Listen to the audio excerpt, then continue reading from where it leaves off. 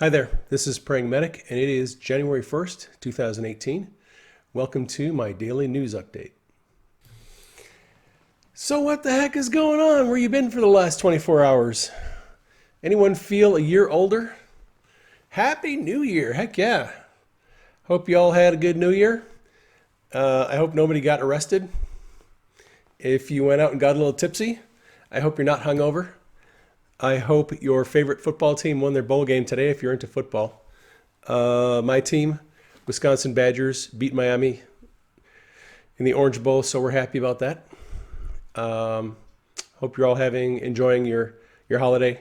If you're working, we appreciate you working. So, not everybody's favorite college football team got to go to a bowl game, but going to be going with international news. There's not a lot going on now as far as national news. Unfortunately, there were some shootings over the weekend. There was a shooting in Denver where the police officers were shot. There was another shooting last night. And it's always good to pray for the victims, pray for the families and friends whenever you see something like that. I always ask people to pray for them. Thank you to everyone who's been keeping me in prayer, by the way. I'm feeling a little better today. I still am coughing and got some body aches, but the fever is down and I am feeling better. I'm probably still contagious, so I'm not going out of the house. I'm staying in. So, international news. I've been keeping up on North Korea through a couple of news agencies that I follow on Twitter. And one of them noted that Kim Jong-un last night said, "I have a button on my desk, a nuclear button on my desk that I can press whenever I deem necessary." So Kim Jong-un is basically threatening the United States with a nuclear strike.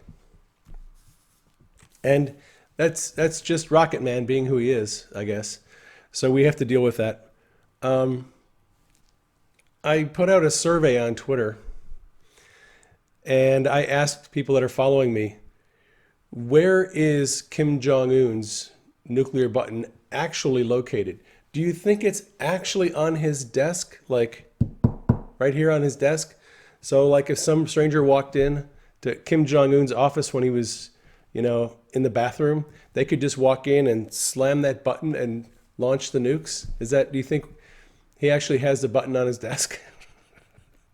And then the question is, okay, well, if he does have it on his desk, what kind of button is it? Is it like one of those little red, easy buttons, that kind of button? Or is it a toggle switch? Is there a safety on it?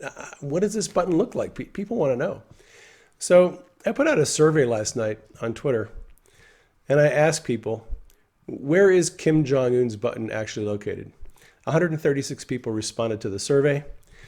6% of the respondents said the nuclear button is actually located in a secure location in North Korea somewhere. 27% of the respondents said it actually is on his desk. 31% said it's actually at CIA headquarters in Langley. And 36% said Kim Jong-un's nuclear button is in Dennis Rodman's bedroom. So, the jury is out, but most people think that his nuclear button is actually in Dennis Rodman's place. So, I don't know. If you know Dennis Rodman, you want to go to his place and check it out. Let us know where Kim Jong-un's button really is. The president doesn't seem to be too rattled by the rhetoric coming from North Korea. I think he has a reasonable plan in place. He and Mattis and the generals, they're on top of what's going on in North Korea. I don't think there will be people who are going to be, wanting us to be afraid of World War III. I don't think we have much to be afraid of. I am convinced that the president is going to figure out a way to neutralize the threat in North Korea sooner rather than later and nonviolently, similar to what is happening in Iran, which we're going to talk about in a minute. But first, let's talk about Pakistan. So the president tweeted out this morning It looks like the free ride for Pakistan is over. He tweeted out, the United States has foolishly given Pakistan more than $33 billion in aid over the last 15 years, and they have given us nothing but lies and deceit, thinking of our leaders as fools. They give safe haven to the terrorists that we're hunting in Afghanistan with little help. No more. So Trump always likes to punctuate his tweets with sad, bad guy. Well, this one was no more. Ain't happening. So I guess Pakistan has been put on a report, and the president's not going to take Pakistan lightly anymore. They're going to stop playing us for fools, and they're not going to be getting any more aid. And they will probably be handing over some terrorists, or it's going to get ugly for Pakistan. So just in case you're curious to know what that might be all about. Going to Iran. And by the way, switching to Iran. So I follow a guy on Twitter named Thomas Wichter. Wichter has been studying the Middle East virtually every day for the last 5 years. The amount of knowledge that guy has amassed about the Middle East in the last few years is amazing. I don't know where he gets all of his information from, but he researches Middle Eastern news. And when it comes to Syria, Libya, Iran, Iraq, Lebanon, if it involves the Middle East, Thomas Wichter is a really good source of information. He seems to be always in touch with what's up to date, what's current. He posts several times a day on what he sees going on in the Middle East, and he's a good source of information. If you're interested in knowing what's going on in the Middle East, you should follow Thomas Wichter on Twitter. He's one of the people who has a really strong specialty. I have my specialty. I have friends, Ann Vandersteel and James. They're really good with their area of expertise. Wichter is really good on Middle East politics. And it looks like the protests in Iran are continuing. They're stepping up. It looks like the protesters are now destroying buildings that are being used by the current regime. The revolution is escalating, and that's what happens with revolutions. The regime has tried to put down the protesters, and the protesters are fighting back. They've got larger numbers. Some people have been killed in the protests. But the regime there are rumors, and it's hard to confirm anything that comes out of Iran. There are rumors that some of the mullahs are leaving Iran. They're getting out of there. And it'll be interesting to see if those rumors are true. I don't know. I'm not reporting that as fact because I haven't been able to verify. Thomas Wichter hasn't been able to verify any of this. It's just rumors. Thomas Wichter's theory is that the mullahs, if they're given a chance to get out of Iran, that they can leave, that they'll turn over the country to a democratic elections and let a new government take over. If they're smart, Wichter is saying they will leave voluntarily without a long drawn out revolution, ugly revolution where a lot of people get killed. Hopefully that's what will happen. Hopefully the mullahs will realize they've lost funding. They've lost the support of the people. They've lost the support of the U.S. and they really don't have much support. And hopefully they will just leave and let the people have a democratically elected government. That would be cool. I'd be all right with that.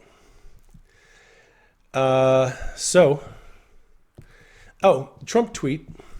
I'm going to give you a couple of tweets from the president and the vice president that I think summarized really well what's going on. Trump and Pence are totally on board with the protesters. They're supporting them 100%. They want the mullahs, they want this oppressive regime gone. They're not going to send in forces to do a regime change. They want the people to force them out and then have democratic elections. I think it's pretty clear that's what they want. So Trump tweeted out, Iran is failing at every level despite the terrible deal made with them by the Obama administration. The great Iranian people have been repressed for many years. They're hungry for food and for freedom. Along with human rights, the wealth of Iran is being looted. Time for change. Then Pence tweeted out this: as long as Donald Trump is president and I am vice president, the United States of America will not repeat the shameful mistakes of our past when others stood by and ignored the heroic resistance of the Iranian people as they fought against the brutal regime. The bold and growing resistance of the Iranian people today gives hope and faith to all who struggle for freedom and against tyranny. We must not and we will not let them down. So those are pretty strong words from Trump and Pence supporting the protesters. And I am encouraged to see this happening. And want to do a little bit of a dive into this. Why now? Why is Iran undergoing, the possibility of regime change at this time? Well, if you remember back during the Arab Spring a few years ago, it was mostly created by Muslim Brotherhood. And if you think about who funds the Muslim Brotherhood, you'll understand that these regimes were changed probably at the behest of the CIA. Libya and Egypt and the other countries where there was regime change, there was CIA backing and all of that. It was ugly, and there were a lot of deaths, and it was difficult to watch that happen. This time, there has sort of been regime change in Saudi Arabia. There is an undergoing regime change in Syria, probably in some other places. I would not be surprised if we see regime change in Turkey, but not as a result of U.S. boots on the ground and U.S. policy that forces these people out. The regime change is coming organically. It's coming from inside the country, and we're not having to do anything to make it happen. And this is where I saw it start. It's in Saudi Arabia. When President Trump went to Saudi Arabia and he talked to all the Arab nations, okay, what did he tell them? He told them, you are supporting terrorists, and the terrorists are stealing your resources, taking your money, they're destroying your country, and they're killing your children. You have got to stop supporting terrorists. That was his message to the Arab world. You have to stop supporting terrorists. It can no longer be acceptable. And he said, look, we are not interested in nation building. Unlike former presidents who are all about nation building, because that has been the deep state's default foreign policy for the last 30 years, 40 years. Trump said, we're not interested in nation building. We're not going to do regime change. We're not going to tell you how to operate your country. We're going to tell you what we're doing. And Trump said, we are going to bomb the hell out of ISIS.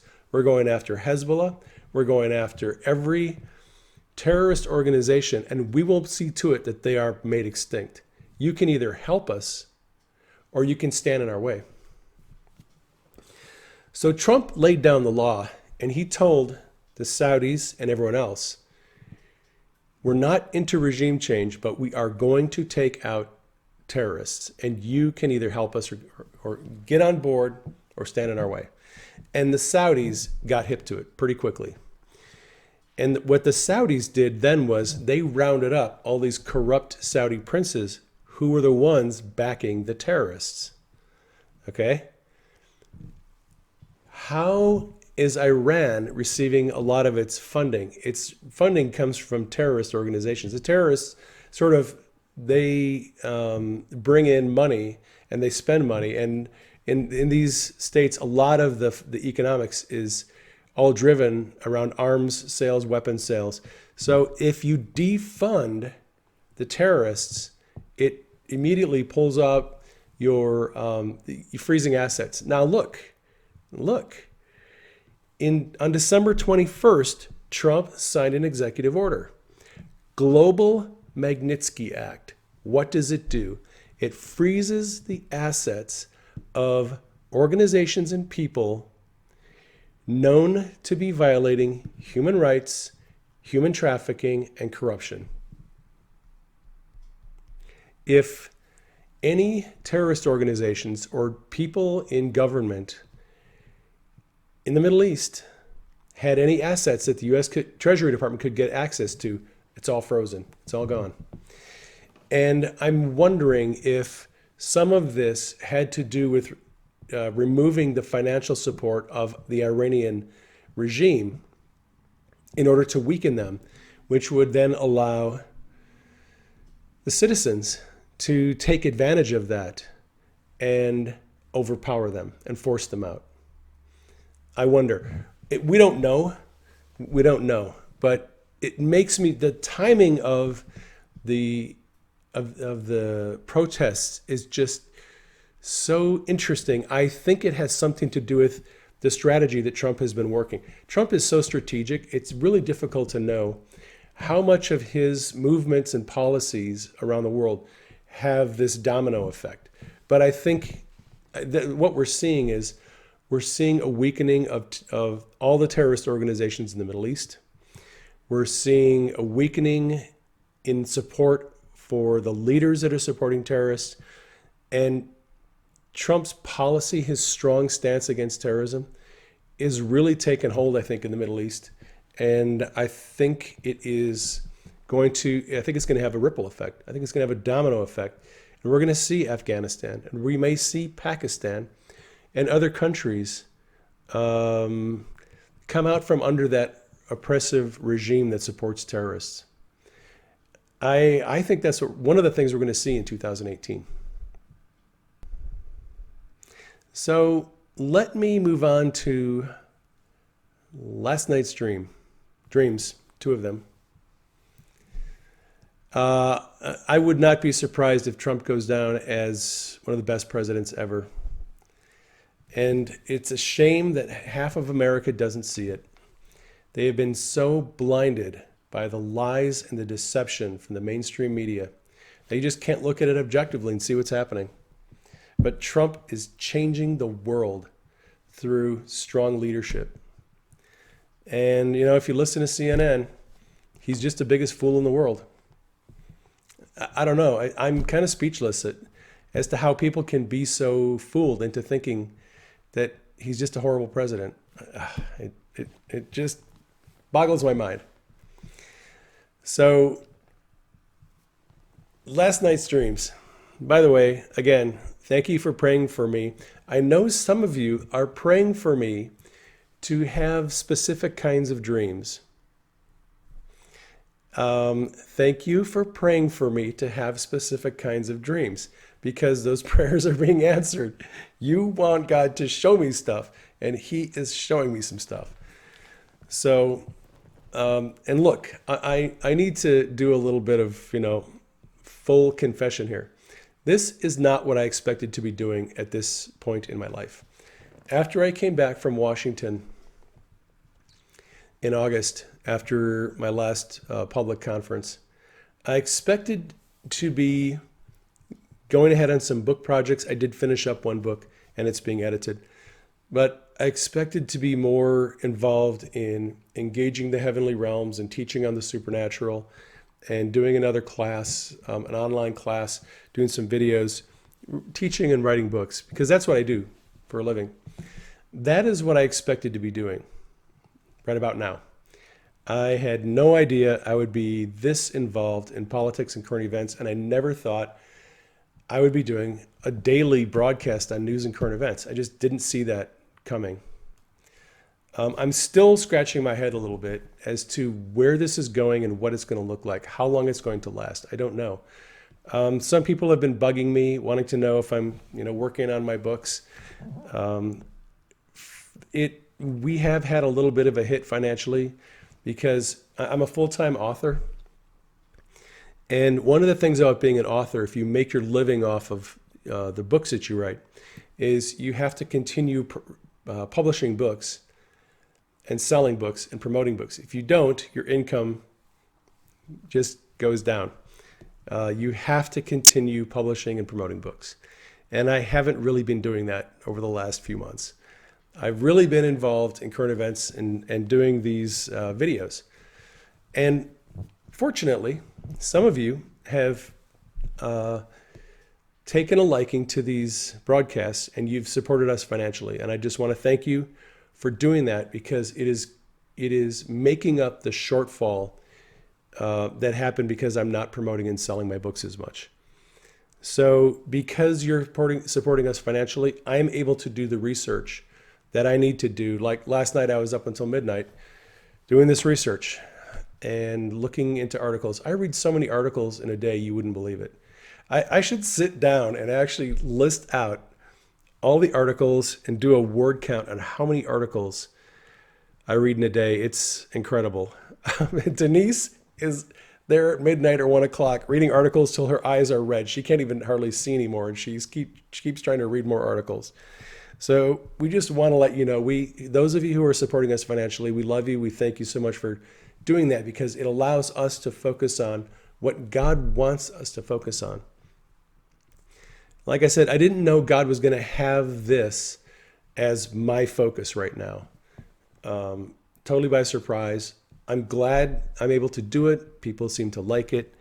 It obviously benefits people, but it is a bit of a stretch for us to do this. I need to get back to writing books and recording classes, but right now I'm happy to be going down the rabbit hole with everyone as we figure out what's going on in the world. So just wanted to say that. All right. So last night's dreams. I have to preface this by letting you all know I am not a Hillary hater. I don't have a loathing for Hillary Clinton. I don't have a loathing for Bill Clinton. You know, Clinton was president. I probably voted for Bill Clinton, actually. I was a Democrat and I was a liberal back in the 80s and 90s. And so I would imagine I probably actually voted for Bill Clinton, more than likely. I voted for him twice. You voted for him twice, honey? Yeah. So, you know, Denise and I both have sins we have to atone for. But the thing is, we're not Hillary and Bill haters. You know, I'm glad, knowing what I know now, I'm just glad Hillary didn't win the election. I'm glad Trump won. And when I saw the results of the election, I was like, oh, thank you, Lord. We just dodged a big bullet. When Trump seemed to back off his promise that Hillary would end up in jail, and it looked like Sessions wasn't going to prosecute Hillary, I was like, you know what? It's not my thing. I really don't care. You know, she's 70 years old. She's got health problems. You know, her ultimate fate is between her and God. I didn't need to see her arrested and perp walked and in jail. So I wanted to say that all as a preface, because last night I had some dreams about her that are pretty serious. And I'm going to tell you about the first dream. In the first dream, I was looking for information. It was like I was doing research. And the thing is, look, I know about Hillary. I have researched Hillary and the Clinton Foundation extensively. I know what they've done. So it's not like I don't hate them out of ignorance. I don't hate them because God told us, we are supposed to love those who despise us and who spitefully use us. You overcome evil with good. You don't overcome evil by hating evil people. So anyway, last night's stream, I was researching. I was looking for something, looking for information. And I stumbled upon this. The best way I can describe it now that I'm thinking about it is it's like I fell down a rabbit hole. It was the weirdest thing. It was like I'm just walking along and boom, I fall into this hole. And when I get to the bottom of this hole and I look around, it's like I am in Wonderland. I was literally in the middle of like this animated Pixar movie where there was all these characters, and I was looking at these, and they're bizarre looking characters. Hillary was there, the Rothschilds were there, George Soros was there. All of these people who were involved in these nefarious groups. Now, I am not a big conspiracy theorist person, so I don't know all the names of all the people in the Illuminati and all that. But that's the kind of people that were in this place. And I saw them, knew their names, their associates were there. And in this place, all of their crimes were exposed. It was open. You could see all of their crimes, all of the associates, the dates, the times, the places, a list of everything all the crimes they'd ever done. It was all open. It was like I'd walked into this movie, this animated like set movie thing, and you could see all of the dirt on all of these people, the whole global crime syndicate, all of them. It was all available. And I was in this dream. I was like, what in the world? This is the weirdest thing I've ever seen. So at the end of the dream, I realized something.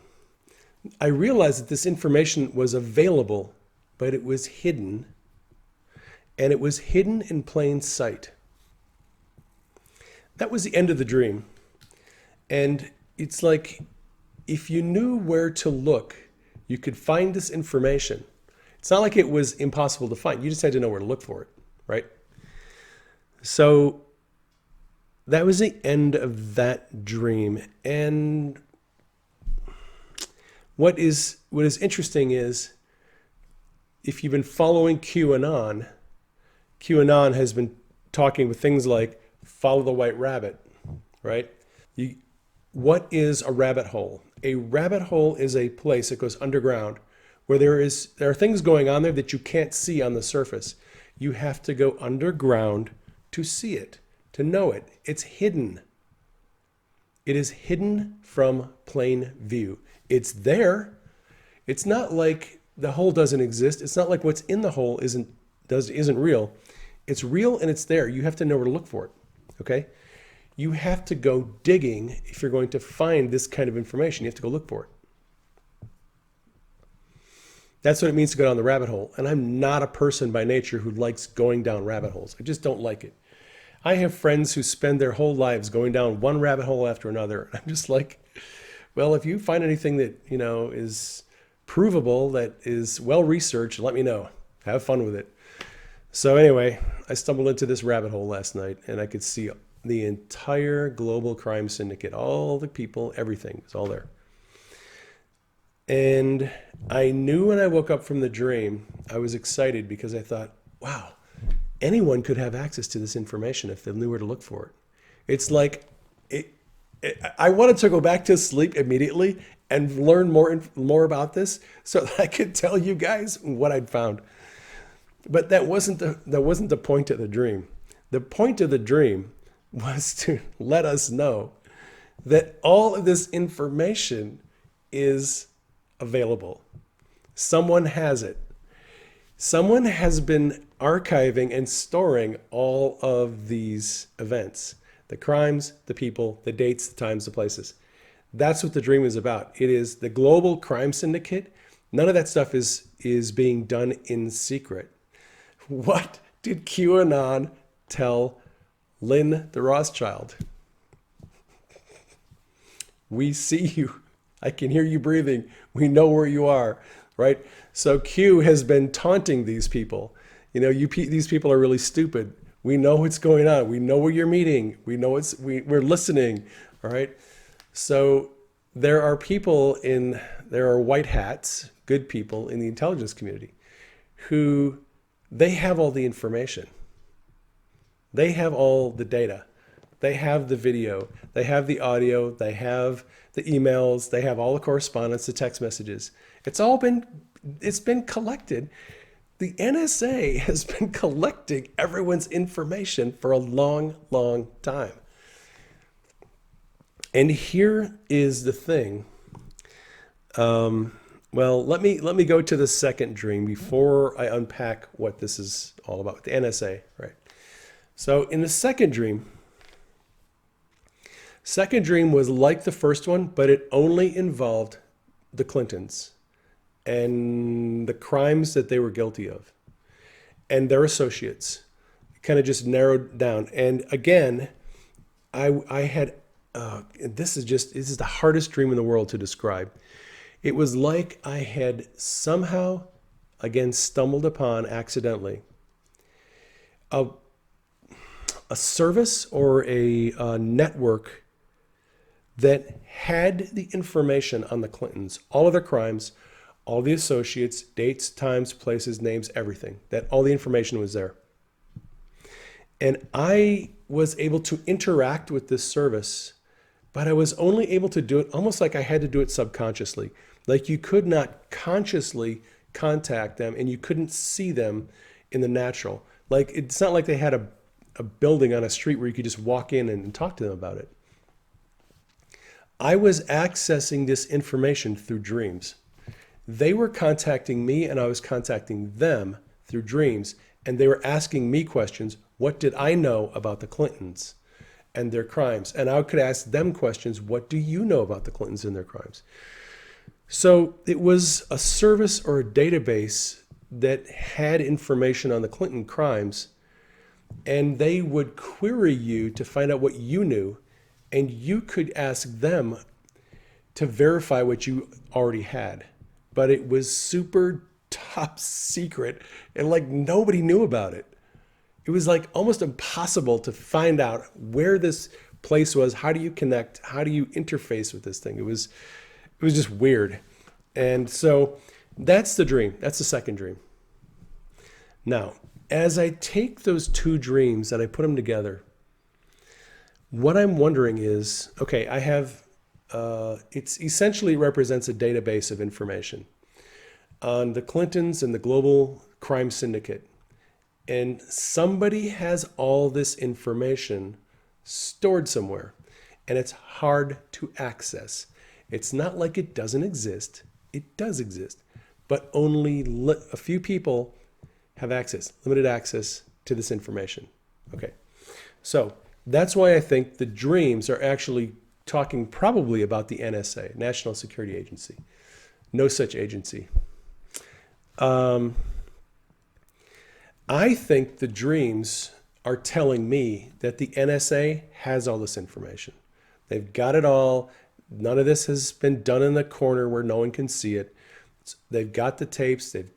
Look, if you want to know where Hillary's 33,000 deleted emails are, I can tell you where they are. They're in the NSA database. I guarantee you Admiral Rogers has every one of those emails. In fact, Kim.com went on Twitter a couple months ago and tweeted at NSA and said, hey, you've got the Hillary deleted emails. Here is the sector that you want to look for. Here's the passcode. I've been there. I've seen them. Go find them. So there isn't anything that has been done on the internet in the last probably 10 years that the NSA doesn't know about. It's all the data has been stored for a long time. And here is the critical thing that we all have to focus on.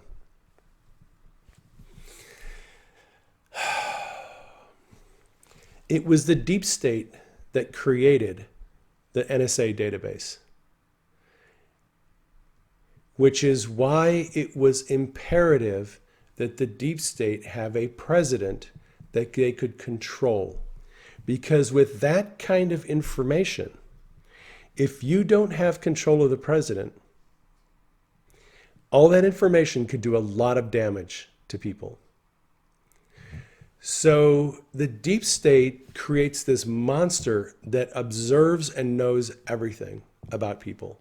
In fact, let me tell you about a dream that I had a couple years ago. I had a dream where someone had access to the manuscripts for my books before I ever put them up on the internet. In the dream, I was writing book manuscripts and somebody had accessed them before I even made them available on the internet.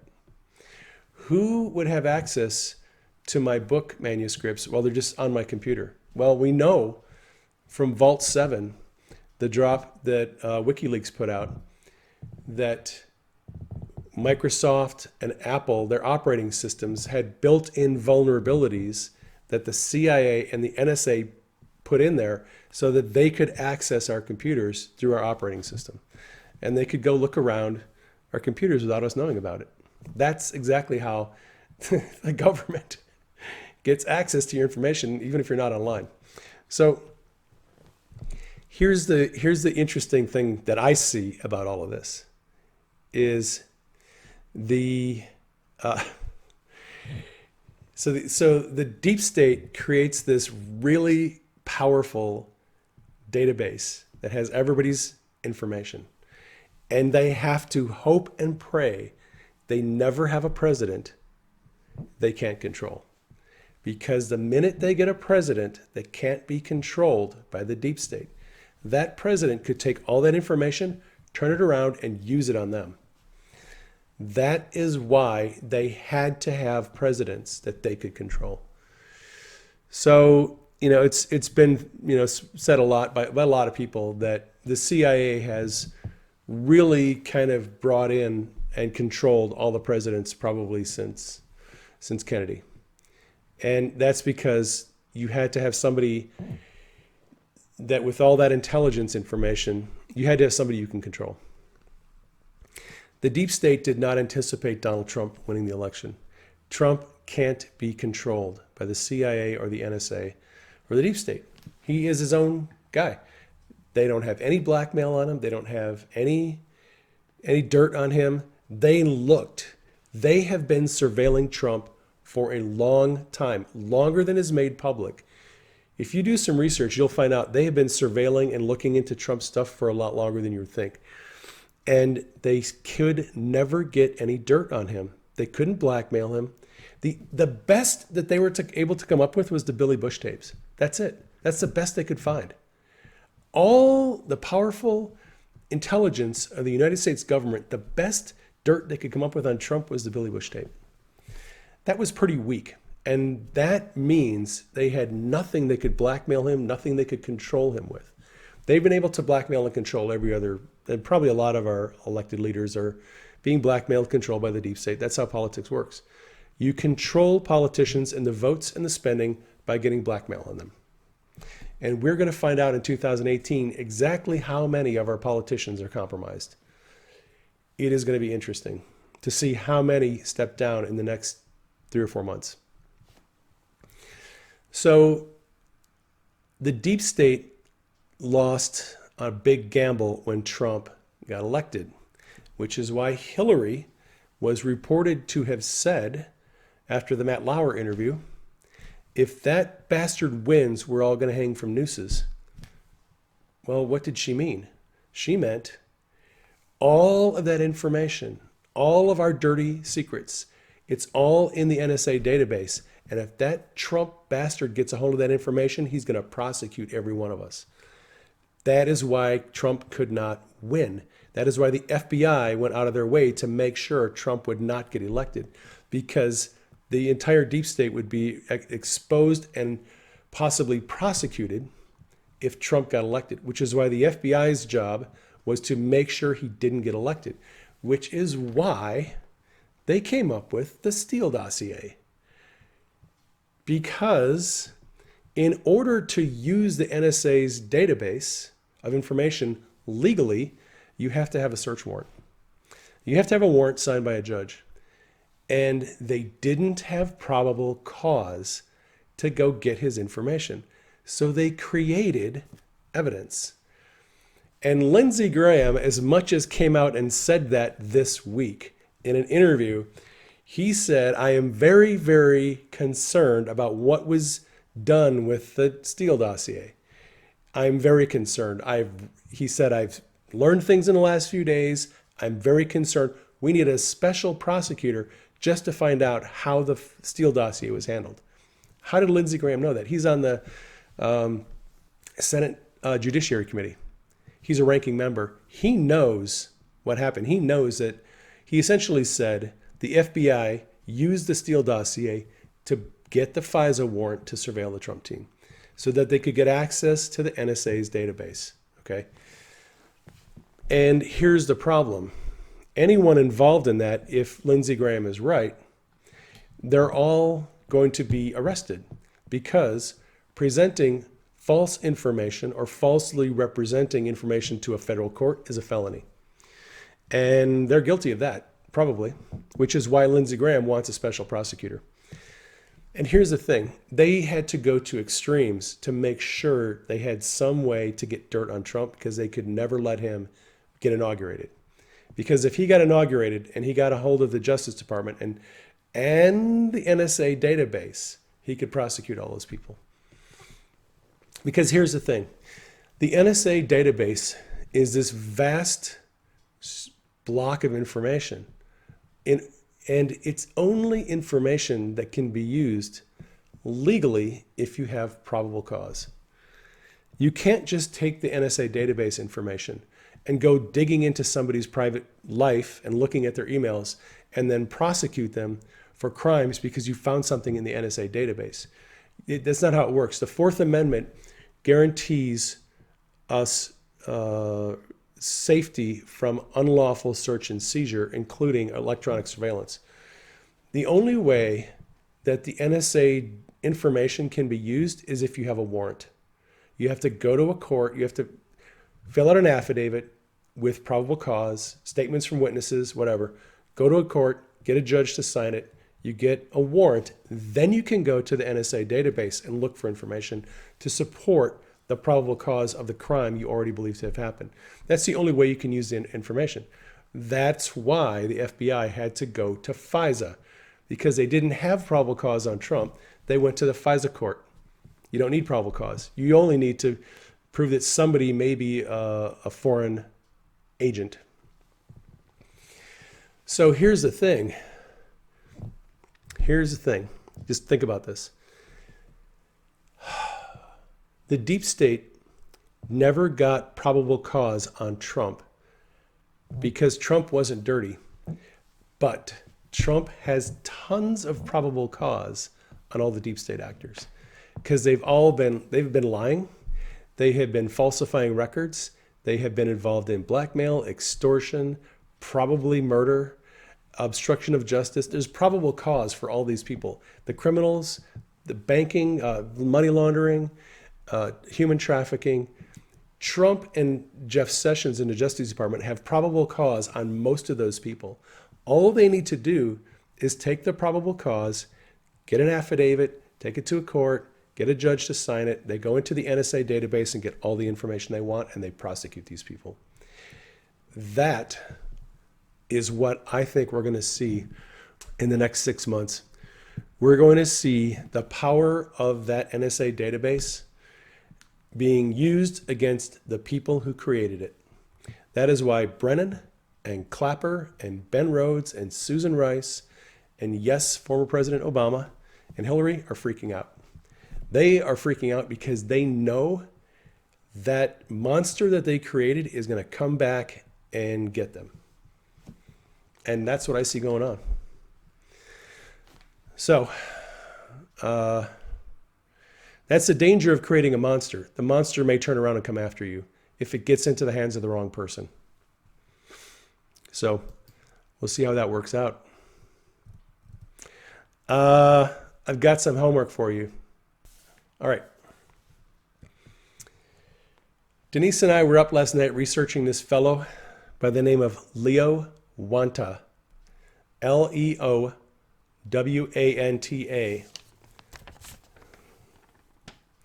I hope you can read that. The $27.5 trillion man. If you don't know about Leo Wanta and who he is and what his story is, you might want to do some research. He is a very interesting person with an interesting story. Yes, 27.5 trillion. And actually, that was years ago. Some people are estimating that his the money that is in his trust is actually worth about $33 trillion, which is almost 1.5 times the national debt. Do your homework, find out who Leo Wanta is, find out where that money is and what he wants to do with it. That's your homework. Uh, so there you go. I hope this has encouraged you. The good people are in control. The bad people are going down. I don't harbor any personal ill will or animosity toward any of these people. I would like to see justice prevail. I would like to see the children who are being abused and tortured, I'd like to see them set free, reunited with their parents. I'd like to see this nation and this world go through a whole lot of emotional healing to get over the anger and the disillusionment that we've gone through. Thank you for tuning in. Thank you for supporting me financially. Keep praying for me to have more dreams. I love you all. You are super groovy. I will catch you on the next broadcast. This is Praying Medic out.